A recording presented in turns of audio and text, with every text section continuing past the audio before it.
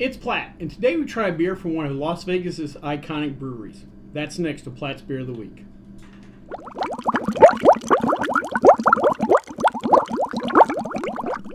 The particular beer we're going to try today is the Tenaya Creek Brewing Craft Pilsner Lager. A little background on Tenaya Creek. Tenaya Creek's one of the classic, or one of the more well-renowned breweries out here in Las Vegas. As I've said in previous videos, Vegas just does not have a great history as far as craft beers. There were what you would call craft brewers, microbrewers out here for years, but they generally were in casinos, and they still kind of played the hits. Out on the casino floor up until about 10, 15 years ago, you know, you'd get Bud Light, Miller Lite, Heineken, Corona, and that was about it. And some of these breweries kind of supplemented, you know, if you wanted to find a pale ale, you wanted to find a porter, they would do that.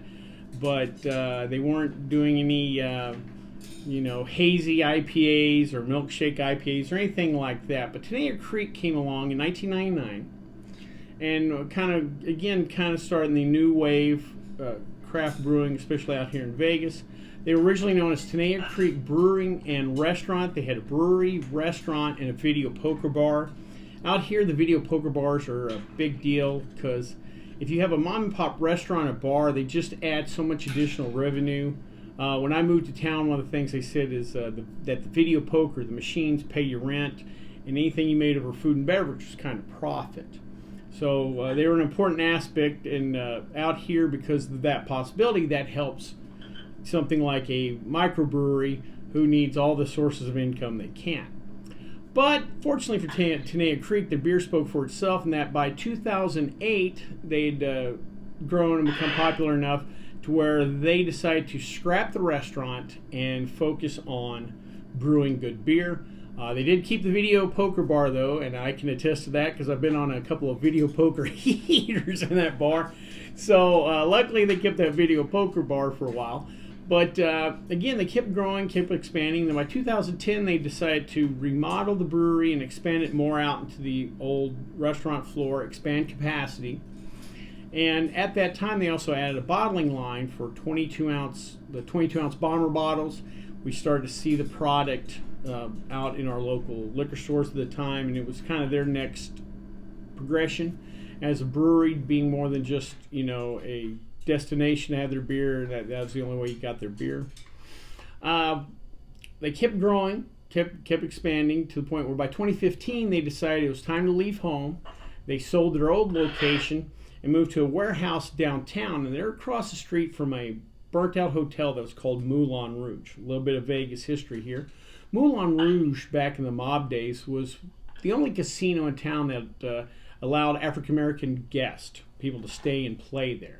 And that's where performers like Red Fox and Sammy Davis Jr. would stay when they were playing on the Strip.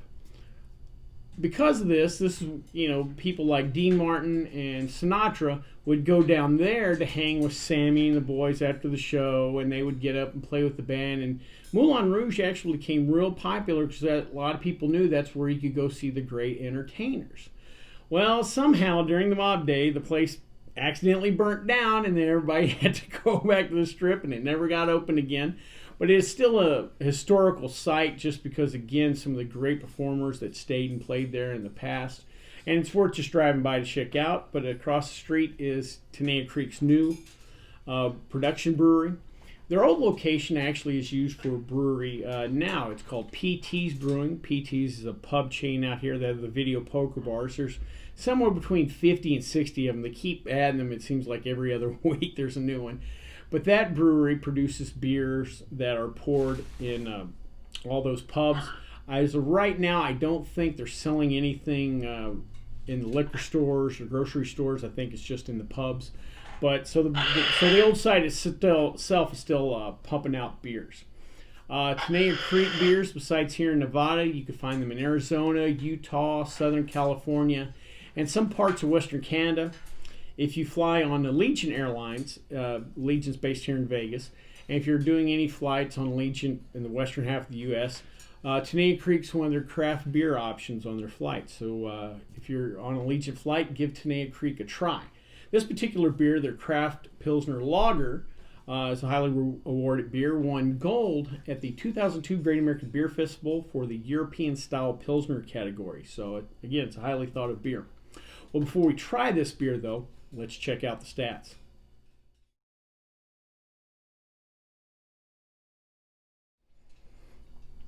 As I stated last week, I want to take the next couple of weeks and just focus on Las Vegas beers and some of the Las Vegas breweries. Vegas is just opening back up. Things have been hard for everybody out here. So I want to throw some love to my local breweries out here, and I want to encourage you to do the same thing. Local breweries are important. Like I said, they're small business people, and small business people are taking a real beating in this pandemic. So I want to encourage you to go out and support your local brewery. Try their newest creations. I'm sure they spent the downtime, working on some new beers, hopefully. Also, too, these craft breweries, these small breweries, are important for beer as a whole. 30-something years ago, when I was younger, I remember companies like Anheuser-Busch, they just made Bud Light, and then they'd have their value brands like Busch Beer and Natural Light, and that was pretty much it. And that's pretty much all you got in the stores and your local bars. But thankfully, the craft brewing revolution came along. Now we've got a lot of product out there, a lot of different things to try. And that's even forced big breweries like Anheuser-Busch to expand their product line, either create new variants on Budweiser or buy up breweries or whatever. But these small breweries even push the big producers to get more creative, to expand their product lines, which is important. One great thing about a craft brewery, even compared to, again, your Anheuser-Busch, is you and I will probably never get to meet the head brewer at Anheuser-Busch or Miller or Coors. But your local brewery, that guy's there every day. He goes out, and if it's a brew pub, and talks to people out there. He'll talk to patrons at the bar. You get to have that interconnectivity. You get to actually talk to the chef, kind of like if you're in a restaurant, you get to talk to the brewer, pick their brain on certain things, which is kind of nice.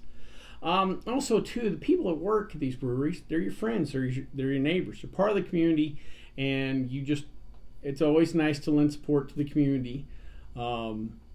They sponsor your beer league team, or something like that, or this is where your friend's birthday party was at the brewery, or whatever. Again, they're just part of the community. Well, enough talking about a local brewery. Let's check out some of their beer.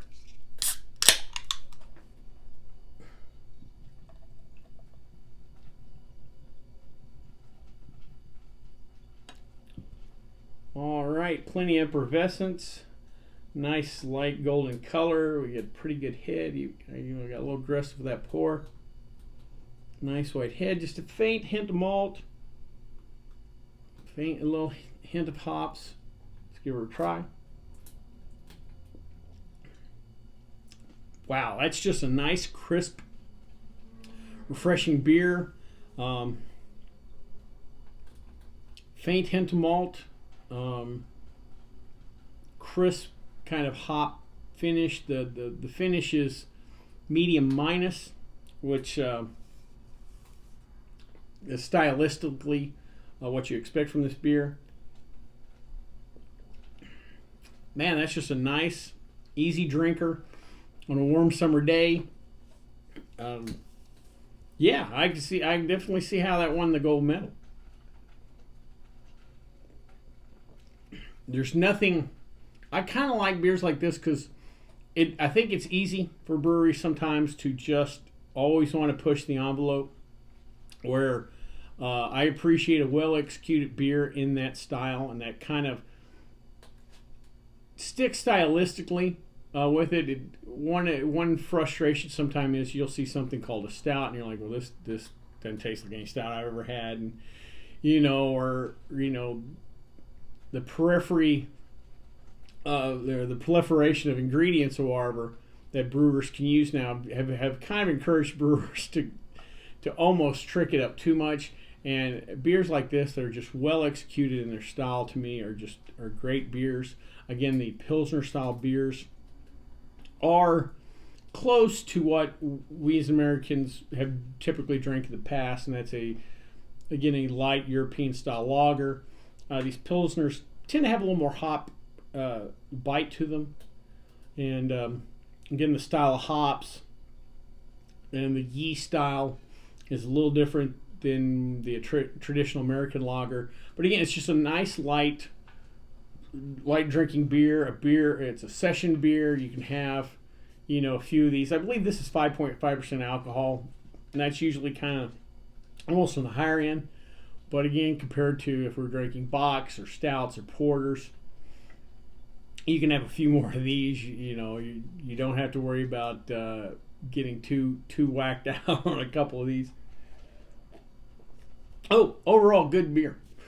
Well, I hope you liked this video. If you did, please subscribe down below. Also, please like the video because it lets YouTube know we're putting out good content. And feel free to share with your friends. Let them know what we're doing here at the channel. If you have any questions, comments, concerns, or beers that you would like me to try, please leave them in the comment section, or you can always contact me on the Twitter page. Well, until next time, bottoms up.